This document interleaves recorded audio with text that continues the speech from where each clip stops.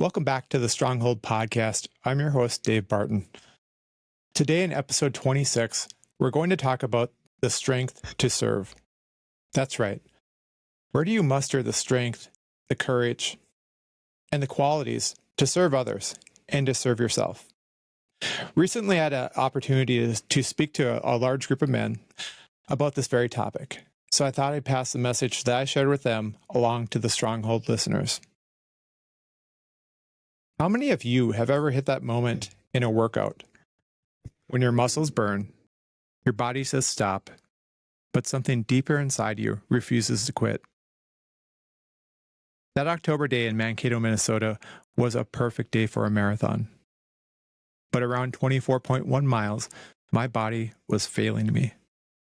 At 24.1 miles, I literally felt like someone was taking my right calf and wringing it out like a wet towel. But I pushed through, not because it was easy, but because growth only comes through resistance. I had told myself that again and again through training, and I believe it.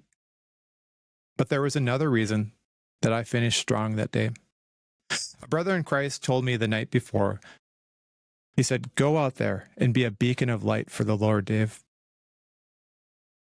Now, what if I told you that same principle applies to your walk with God, to the leadership in your home, and to your calling as a man or woman of faith? I know that some of you, as you listen to this podcast, realize just that. Because life, your marriages, finances, fear, shame, or guilt are trying to get you to stop. But I believe we can find success if we build a foundation of strength. For me, that foundation of strength starts with one verse from Mark 12:30. That verse says, "And you must love the Lord your God with all your heart, all your soul, all your mind, and all your strength." You see, this is not just a verse, it's a blueprint for how we can live our life under a creator.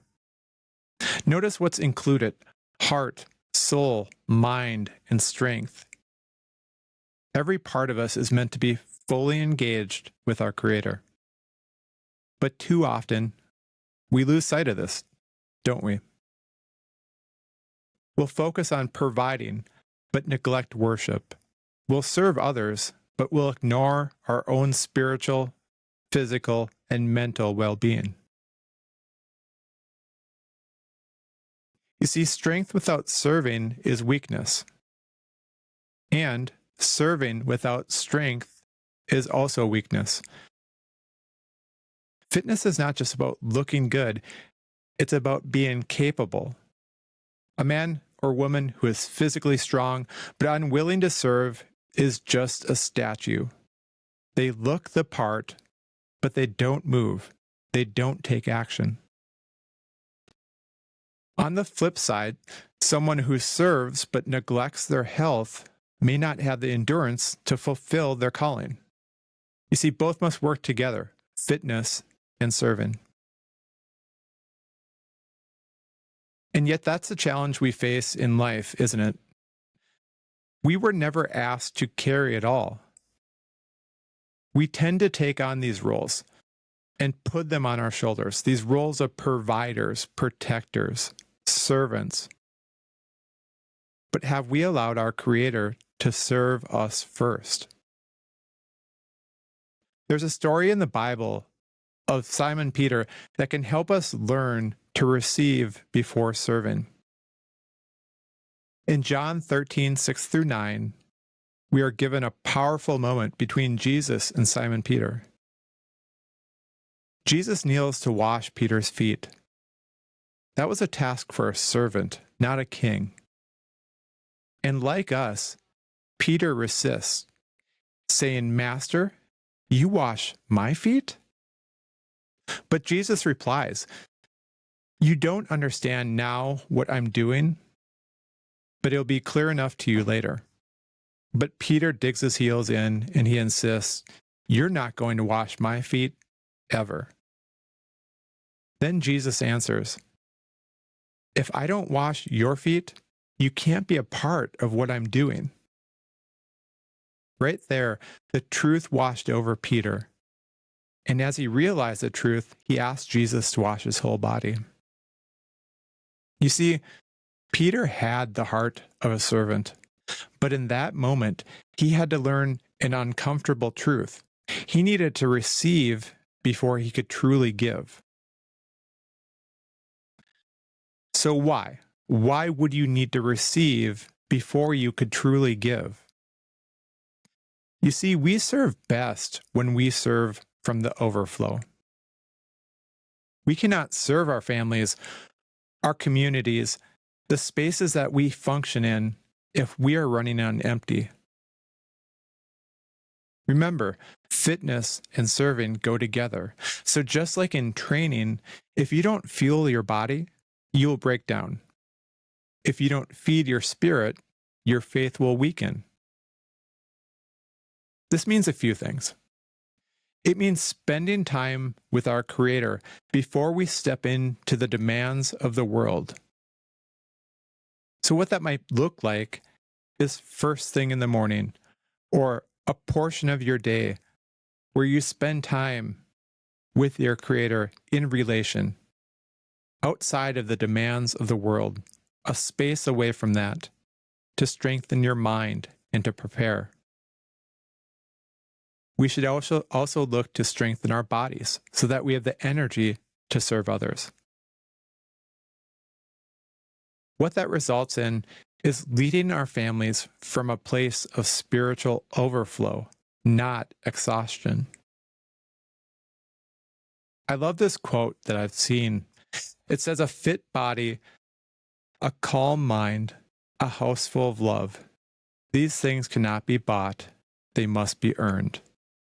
And I love that because we can't buy our way into a fit body. We can't purchase a calm mind. And we certainly can't put a price tag on a house full of love. These things have to be earned with consistent repetitions and striving to improve ourselves and those around us. So how might we achieve that? If we go back to what we just covered, we can achieve that by serving from the overflow, spending time with our Creator aside from the demands of the world, and strengthening our bodies so that we have the energy to serve. Andy Frisella says it really well when he says, "Personal excellence is the ultimate rebellion." You see, when we isolate what we need to build ourselves up, what we need to serve others, the physical, the mental, the spiritual portions of our life, when we pay appropriate attention to that and are intentional with that time, then we can serve from the overflow in a fit body, a calm mind, a house full of love, our outcomes.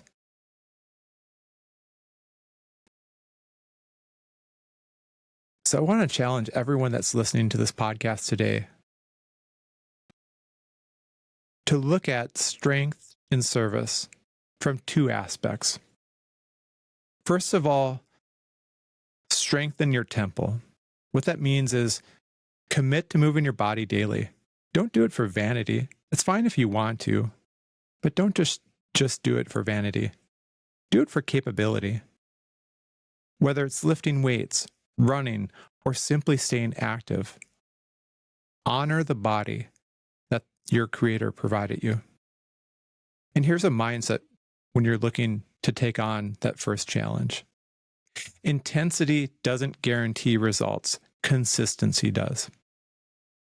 You see, I want to serve alongside men and women that realize that 2 hard weeks at CrossFit and then never going back or utilizing your membership again, or running alongside me for 70 miles in a week, and then I don't see you on a run for the rest of the summer. That's not consistency, and you're not going to attain the results that you wish to attain. But consistency, repetitions, and daily practices, although they may seem small and insignificant in the moment, they add up. Second, I'd like you to think about serving with intention. So look for one specific way to serve this week. Maybe it's your wife, your kids, a stranger, but don't just do it. Do it from the overflow. Seek your Creator first. Spend time with your Creator. Let Him serve you, and then pour out to others through the overflow. I encourage you to get a creed, a motto. For me, that's a Bible verse. And the verse is Isaiah 1:17. It says, "Learn to do right, seek justice, defend the oppressed, take up the cause of the fatherless, plead the case of the widow." I encourage you to do that because when you're seeking to be intentional, keeping a creed, a motto, or verses in front of you can help you focus and provide a compass. You see, when that verse is in front of me, I can tell where I am in relation to serving that mission, to serving others, to serving my Creator, and for Him serving me. I heard the story of a man holding up a glass of water. When he held it up, he asked, "How heavy is this?" In the audience that he is speaking in front of, he heard guesses. 12 ounces, 2 pounds, 20 ounces. But he said, "What if I told you that the weight doesn't matter? What matters is how long I hold it. If I hold it for a minute, no problem. An hour, my arms will ache. A day, I'll collapse." But that's what we do, don't we? We hold on to so much. Our responsibilities, our struggles, our need to provide and protect. But if we don't let our Creator refill us, that weight will break us. That's why today we talked about how to serve from strength, not exhaustion. How to serve from overflow, not depletion. You see, true strength is not found in what we can carry, but in what we are willing to lay down in service to others. And the greatest service that we can provide is allowing our Creator to strengthen us first. So who remembers why I pushed through and finished that marathon? There were 2 reasons, and one mattered. The first was that growth only comes through resistance. And that's important, and that's true, and that's something we can focus on and push toward. But the second mattered. It's that a brother in Christ told me the night before, "Go out there and be a beacon of light for the Lord, Dave." And I was. You'll also remember that I shared I literally felt like someone was taking my right calf and wringing it out like a wet towel. I'm going to share on social media, on Instagram at Stronghold Pod, a picture of my calf as I finished that race. Because I said I felt like someone was taking my right calf and wringing it out like a wet towel. But if you actually looked at my right calf as I finished, it looked exactly like that. I don't know what that was, if that was an injury or what you would even call it, but I can tell you that it was excruciating for the last 2 miles of that race. But I persevered. I persevered because I was focused on my Creator, and I allowed Him to serve me, to give me purpose beyond myself. It was at mile 24 when I ran up to an individual that I had been running with for most of the marathon. If I was in pain and my calf hurt, he was something beyond that. He was ready to be done. I wasn't setting any record paces, but as I passed him, I said, "Come on, brother. Let's finish this together.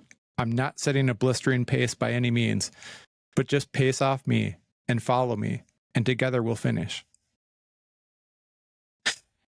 As we crossed the finish line at 26.2 miles, he gave me a quick hug and he said, "Thank you. I wouldn't have made it without you." So, as you listen to this podcast, I just challenge you, as we started, like that verse in Mark says, to love the Lord your God with all your heart, all your soul, all your mind, and all your strength. And then from there, go out and serve. As always, thank you for listening in to the Stronghold Podcast.